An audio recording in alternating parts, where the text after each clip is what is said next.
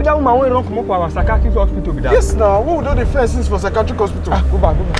Go back, go back, go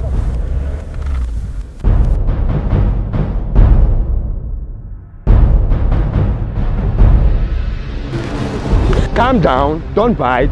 Calm down, don't bite. Calm down, don't bite. Calm down, don't bite.